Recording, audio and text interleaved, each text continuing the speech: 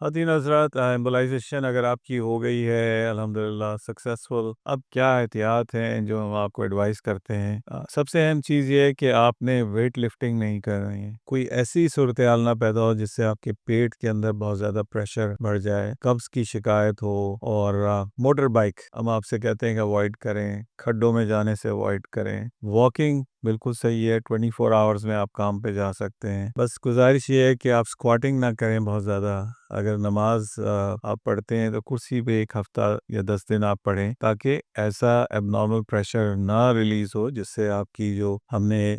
ویریکوسیل ایمبولائز کی ہے اس میں خاص قسم کی میڈیکیشنز ڈالی ہیں جو کہ اسی وقت سالیڈیفائی ہو جاتی ہیں، لیکن ہم چاہتے ہیں کہ کسی قسم کا کوئی چانس نہ لیا جائے۔ اس کے علاوہ آپ نرم غذا استعمال کریں، پانی کی مقدار آپ بڑھا دیں، آپ جینٹل واک کریں، اور فروٹس اور ویجیٹیبلز کا استعمال زیادہ کریں، اور کوشش کریں کہ برائٹ ریڈ فروٹس جو ہیں وہ زیادہ لیں، روٹی اور چاول آپ کم کر دیں، پروٹینز آپ بڑھا دیں، اور انشاءاللہ بہت جلد آپ کے ٹیسٹوسٹیرون لیولز بہت اوپر جائیں گے اور آپ کی صحت بہتر سے بہتر ہوتی چلی جائے گی۔ اسی طرح اللہ کے حکم سے آپ کی سپرم پروڈکشن نارمل ہو جائے گی، اور یقینی طور پہ اللہ کے حکم سے آپ ولدیت میں